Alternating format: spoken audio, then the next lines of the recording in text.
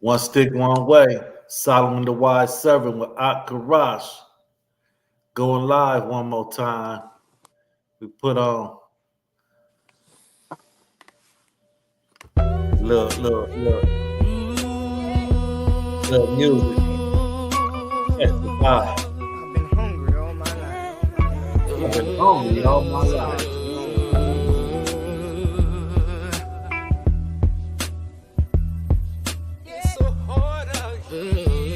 Karash, are you there? Yeah, I'm here. My father told me to stay Play this. away from a Slow girl down. named Take the time. No, my forefathers warned me that I'll end up in her captivity. No, my father told me the stiff neck won't take heed to my command. No, my forefathers warned me I'll serve a man not in my homeland. No,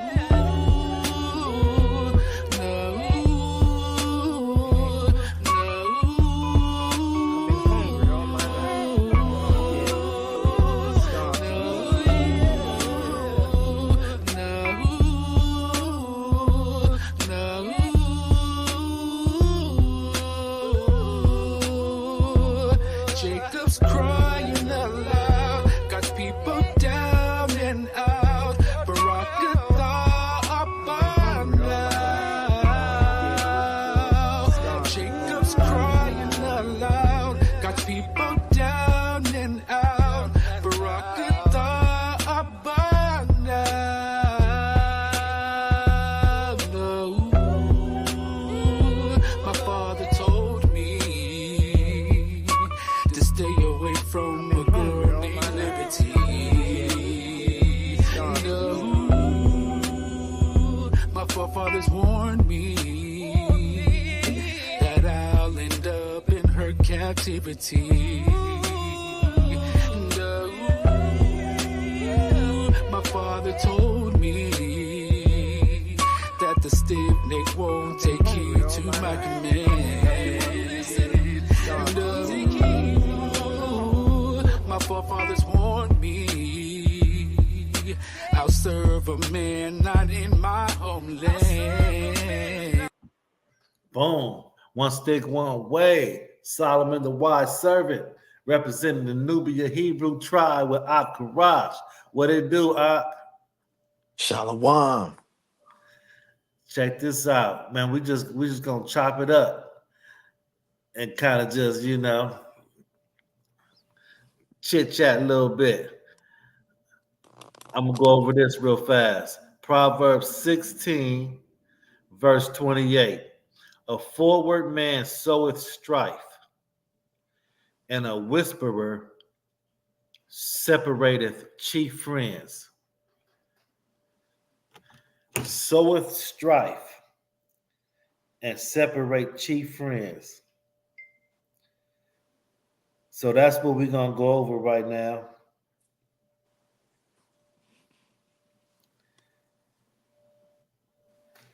Have you ever had anybody that just make you feel bitter, drain your energy, make you not like them, and they even whisper or talk behind your back?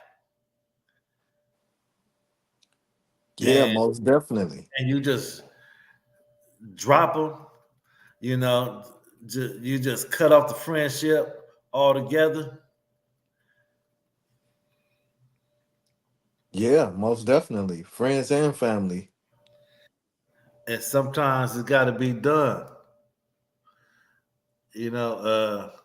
Let's see, strife, angry or bitter, disagreement over fundamental issues, conflict, strife within the community. So a forward man soweth strife, and a whisperer separate chief friends. Chief, the word chief means important. or good, really good friends. So tell so sometimes you gotta you gotta you got you gotta separate yourself. You gotta what we say. You gotta be sucker free. You know, you can't be around people if you talk about what they want to talk about, then they'll conversate with you, but they won't conversate with you when you talk about something that you want to talk about, like the word of the Most High.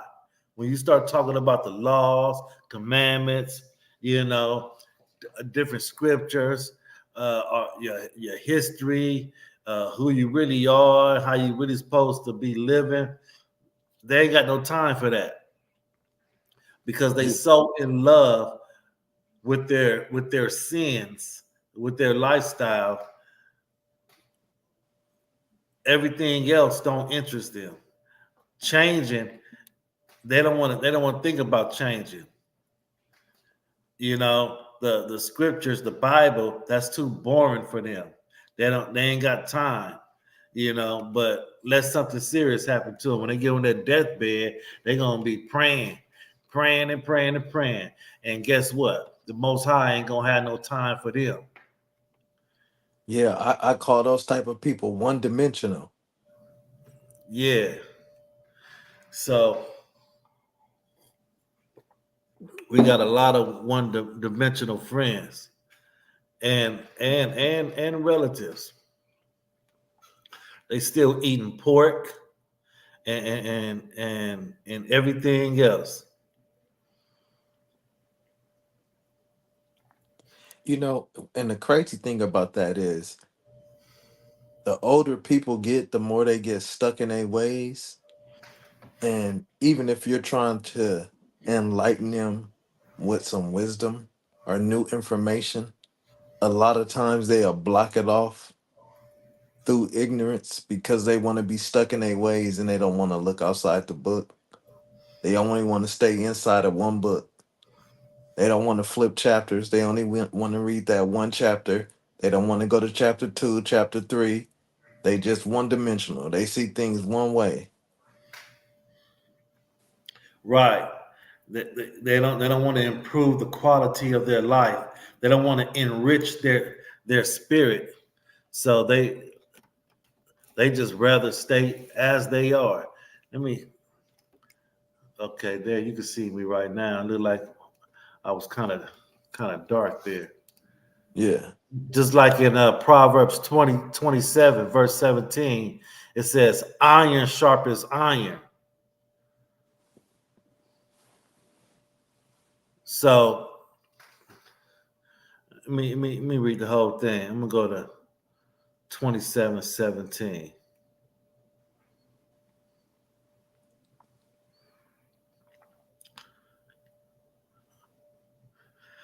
Iron sharpens iron, so a man sharpeneth the countenance of his friend. Whoa, you hear that? Proverbs 27, verse 17. Iron sharpens iron. So a man sharpen the countenance of his friend. So a friend is supposed to make you sharper, Yeah.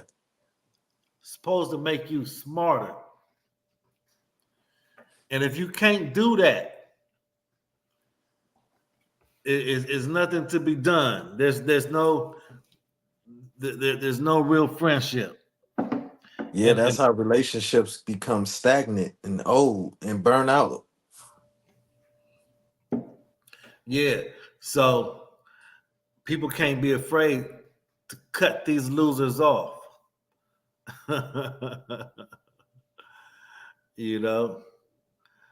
So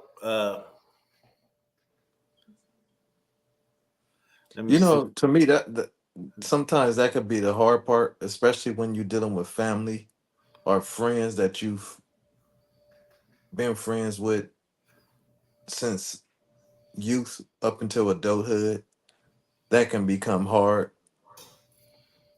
but sometimes it has to be done in order for one to grow.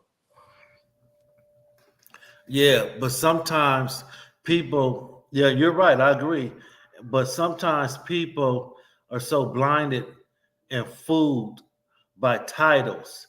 That's my brother. That's my sister. That's my mother. That's that's my cousin. That's But guess what? A neighbor, a nearby neighbor, is better than a far off brother. Right. A nearby neighbor is better than a far off brother. Now I'm going to read Proverbs 27, verse 10. Thy own friend and thy father's friend shall not, forsake not. Let me start all over. Thy own friend and thy father's friend forsake not, neither go into thy brother's house in the day of thy calamity. For better is a neighbor that is near than a brother far off. Mm. So you tripping off who's your brother, but he can't do nothing for you, man. Especially if he's far off mentally and spiritually. Yeah, and when individuals do that, they block their blessings. I've had to learn that the hard way. Yeah, these suckers will call you with these foolish conversations, showing no growth and forever remaining in a teenager state of mind, calling a way grown adult in a grown state of mind. Yeah, and all that is Satan trying to bring that individual that's more advanced mentally back into their old way of thinking, and that's where the conflict comes into play. Yeah, that's yeah, you're right about that. I'm gonna go to Proverbs 13:20. But as humans, they can stay in that way of thinking if they don't get into these scriptures and start getting these jewels that we dropping right now. Because a lot of Yeah, times people just stay stuck in their ways because that they think that that's the way it is. But when you start getting into these scriptures, it'll start showing you a whole different way to think and a whole different way to live your life. that's right.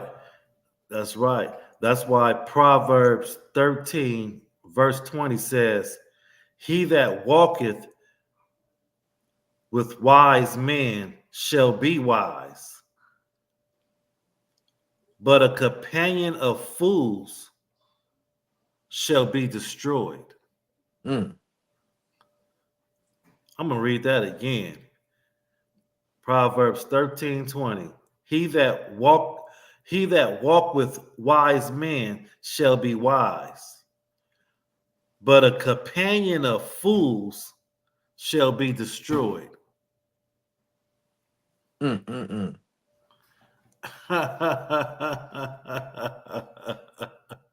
I like that one. That goes back into the if the blind lead the blind, they carry themselves into a ditch. Yeah, I think that's how the saying go. yeah. The blind leadeth the blind. They end up in the same ditch. Mm,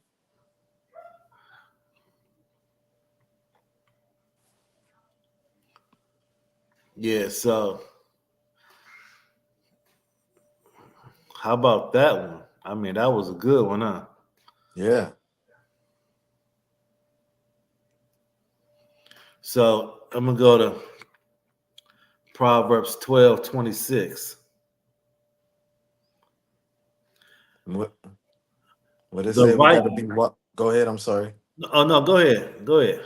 What it say we gotta be wise as serpents and harmless as a dove. That's right. And it's fly as a dove. Mm-hmm.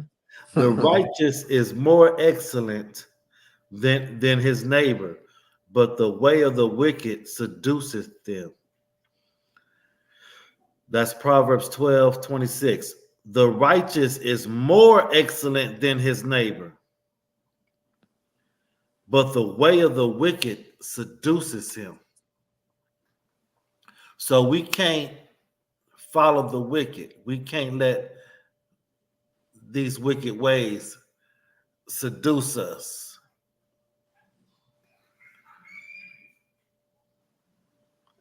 We got to know right from wrong.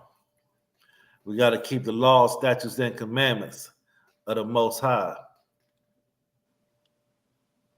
So how does one pull away from those wicked ways? Well, for one,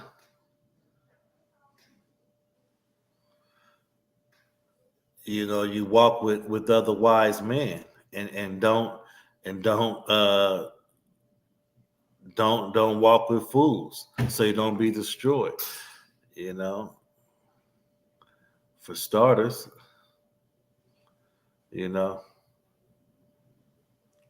But let just me playing devil's advocate. So let's say you got an individual that's working on drawing closer to the Most High. They learning about keeping their laws, statutes, and commandments.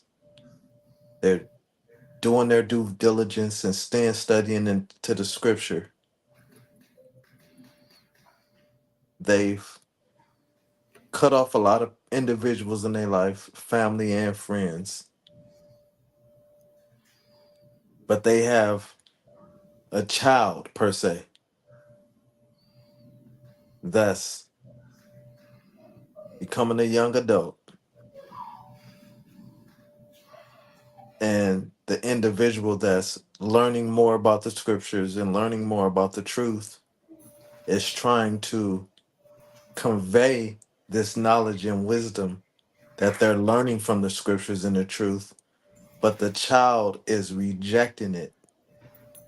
How do you go about that relationship? Well, you don't give up, you don't quit. You know, Proverbs 17, verse 9 say, he that covereth a transgression seeketh love. So he that cover a transgression seeks love, but he that repeateth a matter separate very friends. So if you keep repeating something, if they don't learn as a child, they're gonna learn as an adult. They're gonna lose friends. They're gonna fall into they're gonna run with other fools, and eventually they're gonna be destroyed. That's why you gotta bring a child up in the ways you want him or her to go. So if a child just never learn, well, do you stop teaching? Do you stop standing on what you stand on? Do you give up? No. You still got to fight that good fight. And after so long, they'll take on their own sins. You know, and it's always a day to day challenge. And especially when you raising kids.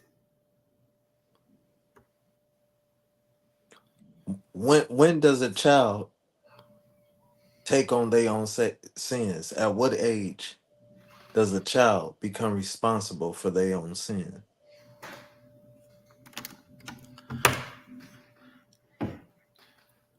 according to the scriptures?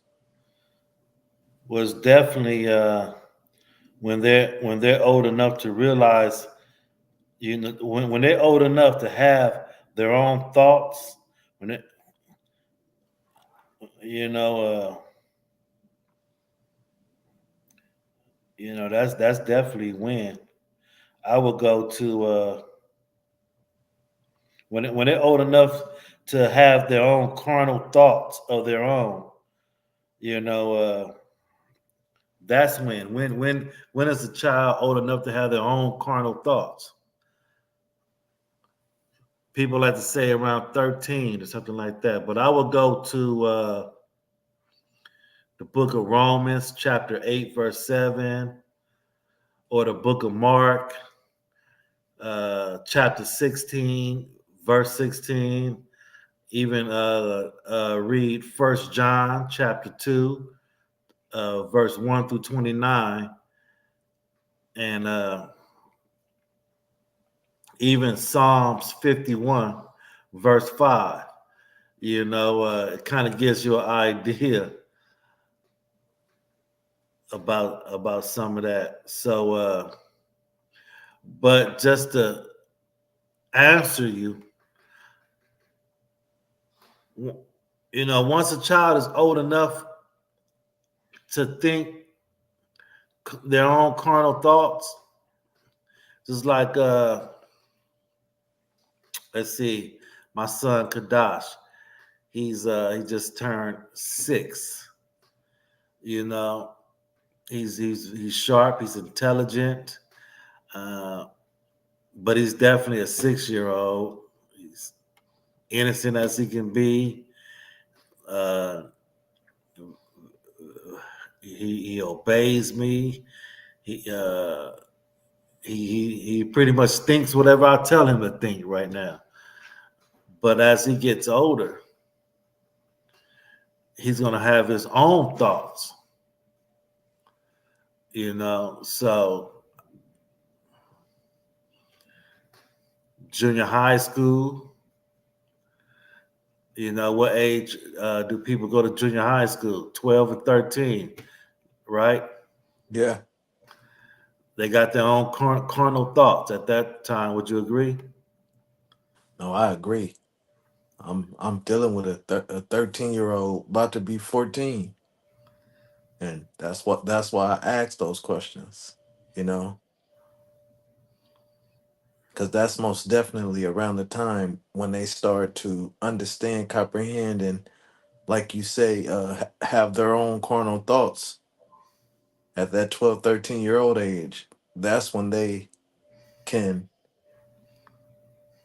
they know what right from wrong at that age. Yeah, they know. So yeah, but let me see.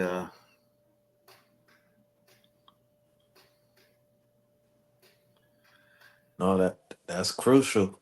Having children, especially having kids that's close in age, the younger one is always looking at what the older one is doing. So you got to make sure that you teaching the older one the law, statutes, and commandments, and learning how to, like we said earlier, make that right decision when they start having those carnal thoughts. Because that younger sibling is most definitely watching and learning.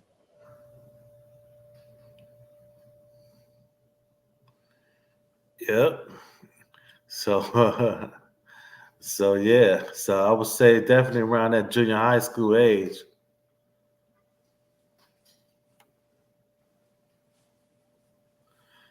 But like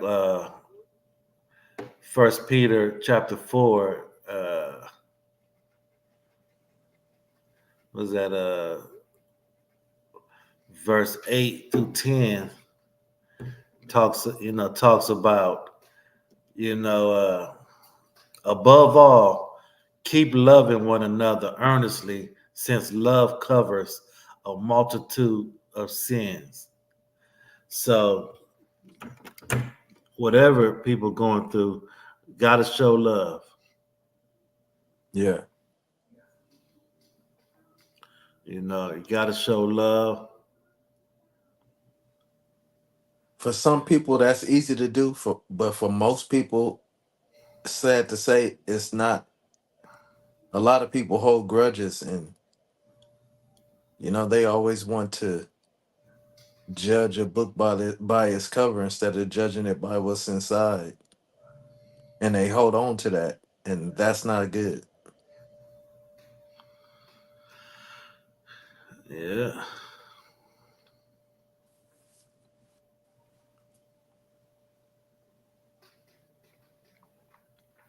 yeah, man. So, but just simply put, at some point you gotta cut those suckers off, man.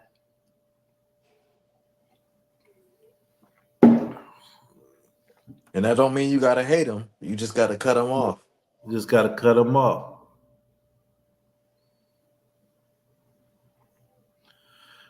I'm gonna go to let me see,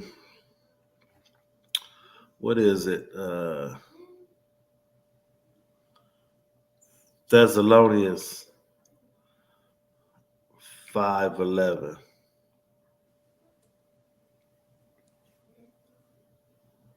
First Thessalonians 5:11.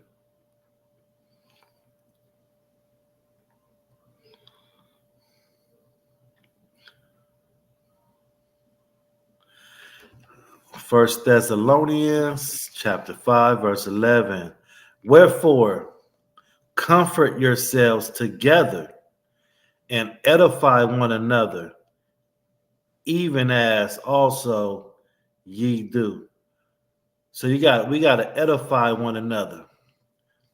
That coincides to steel sharpens iron sharpens iron. You know, we supposed to keep each other sharp and keep each other on smart on top of game. You know, what Proverbs 17:17 say. Let me go to it.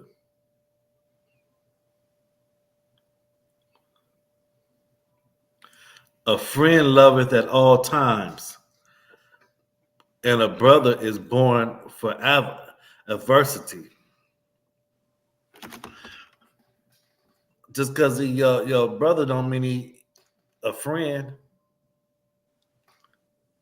Real So talk.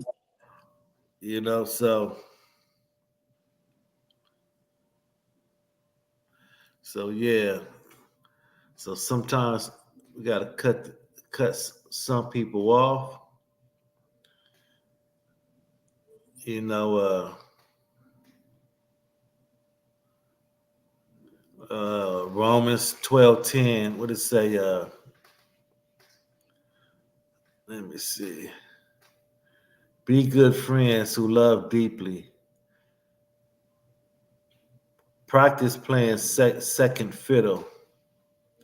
Don't don't burn out. Keep yourself fueled and aflamed. Don't burn out. Keep yourself fueled and aflamed, because you'll wear yourself out running with these people who don't believe like you believe, and you keep trying to go back and forth, arguing, disputing with them, debating them. You wear yourself out, man. Just let them go. You know, that's it. That's all. And that's one thing I had to learn the hard way coming into this truth when I first came into it.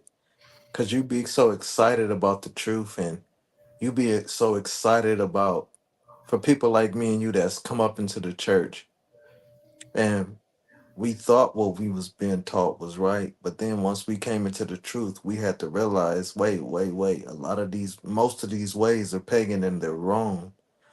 So you get excited and you want to share that information with your loved ones, with your friends, your family. And sometimes they can be stubborn. Most of the time, from my experience, they could be stubborn. And that's where it plays into what we're talking about, where you have to learn how to balance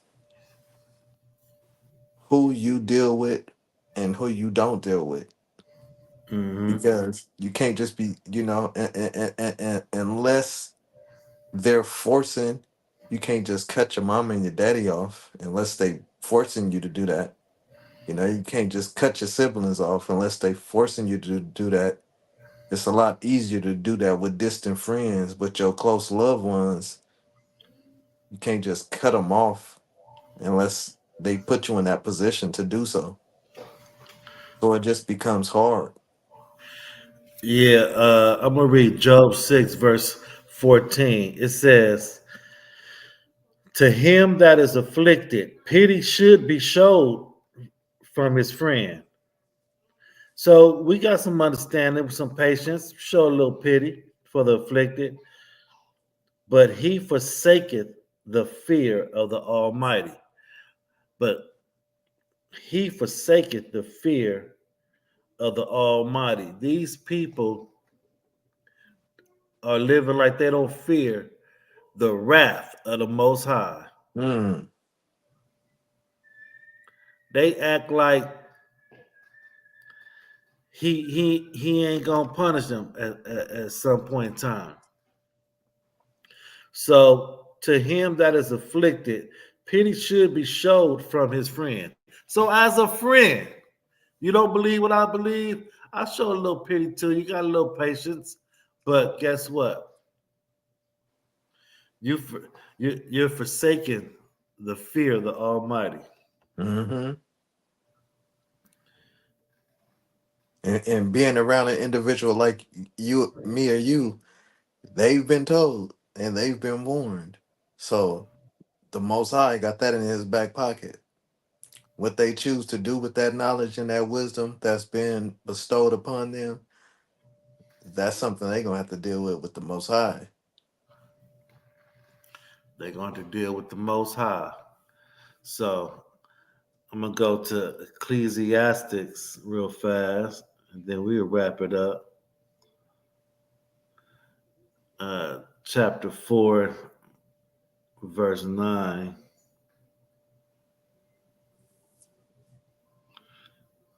Let me see what it say. Two are better than one because they have a good reward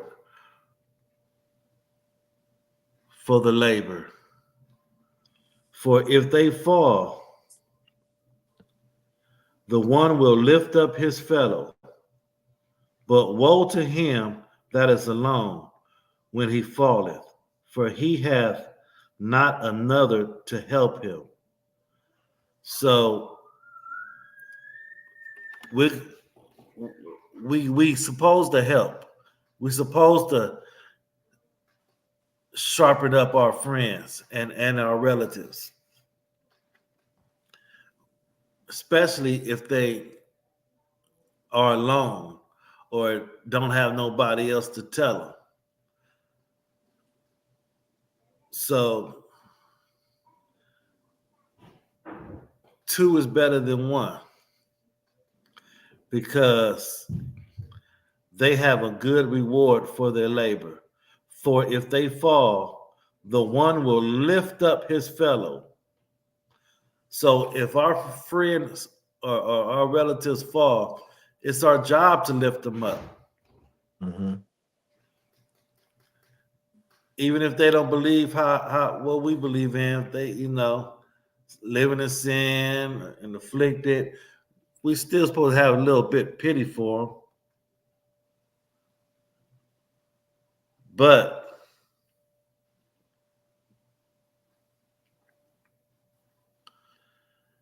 woe to him that is alone when he falleth, for he hath not another to help him up. But if they are running off their friends, they will be alone, and they die alone. Mm, You know, they go back to that first verse we read. They put strife. What was that? Proverbs 16:28. Creating strife and running off their chief friends. mm-hmm. Boom, back to that. That's what they do. But but yeah, though, sometimes you gotta cut them suckers off, man, and let them go and be by themselves so they can fall and learn a hard lesson that they didn't have to learn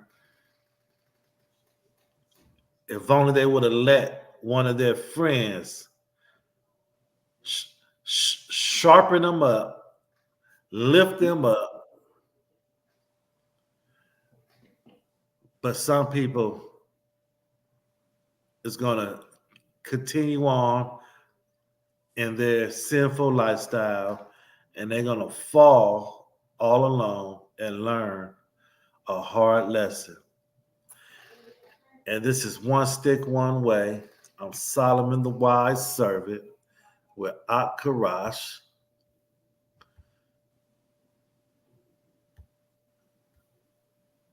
We're about to wrap this up. Solomon the Wise Servant. There you go. With the Nubia Street Hebrew Tribe of Christ.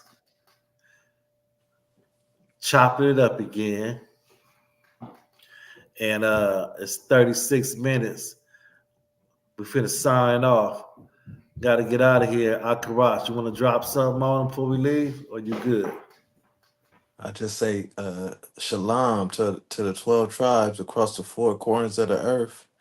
And hey, like we said, sometimes you got to make those tough decisions, regardless of if it's friends or family. You just got to keep on, because we can't be fools to keep spinning our wheels, because that if you're weak minded, that influence could rub back off on you. So you just got to stay strong and stay focused. Stay in this word. And let them know. Stop covering up your hate with a fake smile. Real talk. Using these smiles to cover up their hate. You're going to fall and learn a lesson. Shalom.